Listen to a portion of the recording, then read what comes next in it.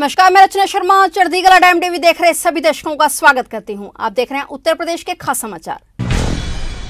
मुख्यमंत्री योगी आदित्यनाथ ने कहा है कि गति शक्ति का यह अभियान नेशनल इंफ्रास्ट्रक्चर मास्टर प्लान का शुभारंभ हम सबको प्रोत्साहित करने वाला है और देश को एक नए युग की ओर ले जाने वाला है। उत्तर प्रदेश ने 4.5 वर्ष में ईज ऑफ डूइंग बिजनेस में एक बड़ा लक्ष्य प्राप्त किया है। गति शक्ति अभियान शारदीय नवरात्रि में शक्ति के अनुष्ठान का व्यवहारिक रूप है और राष्ट्रीय आराधना का एक व्यवहारिक रूप हमारे सामने आ रहा है। मैं इसके लिए उत्तर प्रदेश की अपनी पूरी टीम को इस पूरे कार्य के लिए जुड़ने का आह्वान करता हूं। मुख्यमंत्री योगी आदित्यनाथ ने केंद्र सरकार की ओर से गति शक्ति अभियान नेशनल इंफ्रास्ट्रक्चर मास्टर प्लान के शुभारंभ के अवसर पर यह बात वर्चुअली कही। उन्होंने कहा कि देश के अंदर सबसे बड़ी आबादी के राज्य उत्तर प्रदेश की क्या भूमिका होगी, इस दृष्टि से हमें आत्मावलोकन करने का एक अवसर प्राप्त हो रहा है। यह हमारा सौभाग्य है कि उत्तर प्रदेश ने इंफ्रास्ट्रक्चर डेवलपमेंट के लिए अपनी कार्य योजना प्रधानमंत्री के मार्गदर्शन में पहले से ही शुरू की है और पहले से भारत सरकार के सहयोग से बहुत सारे ऐसे प्रोजेक्ट हैं जो हमारे इंफ्रास्ट्रक्चर डेवलपमेंट के लिए अत्यंत महत्वपूर्ण है। सीएम योगी ने कहा कि हम सब इस बारे में जानते हैं कि गति शक्ति योजना एक सुदृढ़ भारत के निर्माण के लिए सुशासन के आदर्श पहल के रूप में जानी जा रही है। यह किसी भी परियोजना के नियोजन, त्वरित स्वीकृति और निर्णय लेने के लिए सिंगल विंडो प्लेटफॉर्म का उपलब्ध कराने का भी एक सशक्त माध्यम बनने जा रहा है। इस योजना के माध्यम से भारत का लक्ष्य निर्माण, मल्टी मॉडल कनेक्टिविटी, संसाधनों का उपयोग, ससमय नवीन क्षमताओं का निर्माण और बाधाओं के शीघ्र समाधान के लिए समग्र बुनियादी ढांचे का विकास करना है। 100 लाख करोड़ रुपए के निवेश की इस महायोजना के तहत युवाओं के लिए ढेर सारी रोजगार के अवसर उपलब्ध कराने और उनके जीवन स्तर में भी सुधार करने का बेहतर अवसर होगा। लॉजिस्टिक की लागत में कमी आएगी और पूरे देश में आपूर्ति श्रृंखला में भी सुधार होगा। शक्ति की उपासना के पर्वों को मना रहा है। इस अवसर पर देश के यशस्वी प्रधानमंत्री जी के द्वारा देश के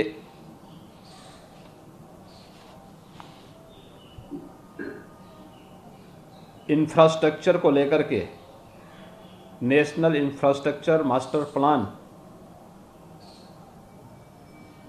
का शुभारंभ हो रहा है और इस अवसर पर प्रदेश की राजधानी लखनऊ में मेरे साथ जुड़े हुए प्रदेश के औद्योगिक विकास के मंत्री श्री सतीश महाना जी, विभाग के राज्य मंत्री श्री धर्मवीर प्रजापति जी, प्रदेश के मुख्य सचिव समेत अपर मुख्य सचिव, अपर अवस्थापना और औद्योगिक विकास के आयुक्त,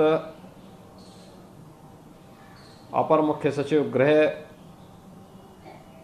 औद्योगिक विकास, सूचना, प्रमुख सचिव लोक निर्माण विभाग समेत सभी हमारे अधिकारीगण, नोएडा, ग्रेटर नोएडा, यमुना अथॉरिटी से जुड़े हुए हमारे सभी सीईओज और उपस्थित सभी हमारे इस व्यवस्था से जुड़े हुए अधिकारीगण,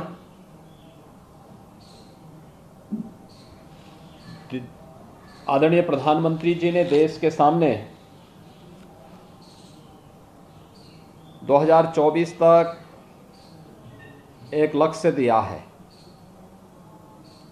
भारत की अर्थव्यवस्था को दुनिया की अग्रणी अर्थव्यवस्था के रूप में स्थापित करने के लिए $5 ट्रिलियन के समकक्ष बनाने के लिए स्वाभाविक रूप से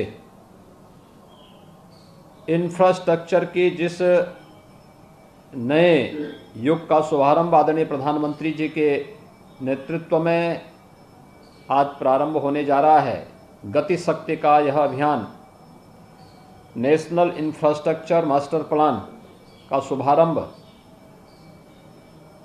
यह हम सबको प्रोत्साहित करने वाला, देश को एक नए युग की ओर ले जाने वाला है। मैं सबसे पहले नेशनल इंफ्रास्ट्रक्चर मास्टर प्लान के इस विजन का हृदय से अभिनंदन करता हूं और आदरणीय प्रधानमंत्री जी का स्वागत भी करता हूं। श्रीमान पुलिस अधीक्षक रामपुर श्री अंकित मित्तल द्वारा जनपद रामपुर में अपराध व अपराधियों की गिरफ्तारी हेतु चलाए जा रहे अभियान के अंतर्गत अपर पुलिस अधीक्षक रामपुर डॉक्टर संसार सिंह के निकट पर्यवेक्षण में तथा क्षेत्राधिकारी केमरी रामपुर श्री अनुज कुमार चौधरी के नेतृत्व में दिनांक थाना भोट पुलिस द्वारा सूचना के आधार पर खुटखेड़ा बैरियर चेकिंग के दौरान 3 अभियुक्त गणों को गिरफ्तार किया गया है, जिनके कब्जे से निशानदेही पर फर्जी नंबर लगे 7 वाहन, 2 तमंचे, 4 जिंदा कारतूस, 1 चाकू बरामद किया गया है। प्रकाश में आए अन्य अभियुक्त गणों की गिरफ्तारी के भी प्रयास किए जा रहे हैं।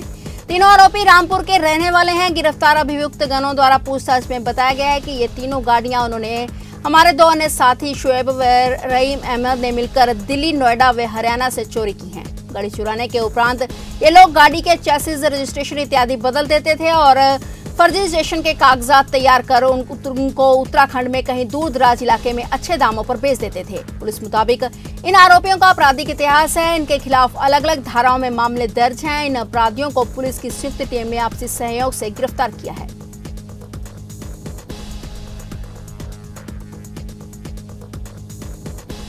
नवरात्रि में गोरखपुर दौरे पर आए मुख्यमंत्री योगी आदित्यनाथ ने मां दुर्गा पूजा एवं महानवमी की सभी प्रदेशवासियों को शुभकामनाएं दी हैं। उन्होंने अपने आधिकारिक ट्विटर हैंडल पर ट्वीट किया और कहा कि मां दुर्गा महानवमी की सभी प्रदेशवासियों व श्रद्धालुओं को हार्दिक शुभकामनाएं। मां सिद्धिदात्री से प्रार्थना है कि हम सबकी मनोकामनाएं पूर्ण हो और प्रत्येक प्रदेशवासी सदैव स्वास्थ्य, समृद्ध व खुशहाल रहे। इस दौरान मुख्यमंत्री योगी आदित्यनाथ ने स्वतंत्रता संग्राम सेनानी लाला हरदयाल को भी श्रद्धांजलि दी। उन्होंने लिखा कि अमर स्वाधीनता संग्राम सेनानी, गदर पार्टी के संस्थापक सदस्य, विलक्षण चिंतक, अद्भुत लेखक लाला हरदयाल को उनकी जयंती पर विनम्र श्रद्धांजलि। आपका त्यागमय जीवन सभी राष्ट्र भक्तों के लिए महान प्रेरणा है।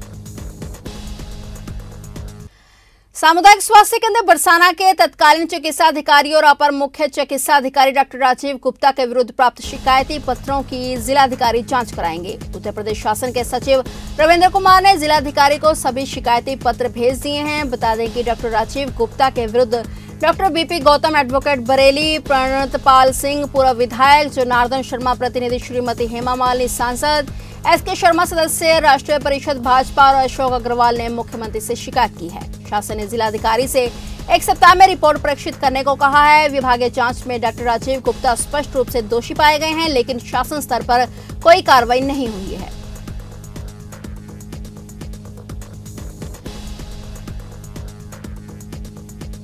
BHRC Shroff I care institute of Vrindavan द्वारा महावन तहसील क्षेत्र के ग्राम वासियों को नेत्र चिकित्सा सुविधा प्रदान करने के लिए संस्था द्वारा 11वें नेत्र जांच की शुरुआत की गई। इस अवसर पर मथुरा क्षेत्र की बलदेव विधानसभा के विधायक पूर्ण प्रकाश ने मुख्य अतिथि के रूप में संबोधन किया। मथुरा बलदेव विधानसभा के विधायक पूर्ण प्रकाश ने बताया कि जनपद में 13 सेंटर बनाए गए हैं, जिसमें संस्था द्वारा नेत्रों की निःशुल्क जांच होगी।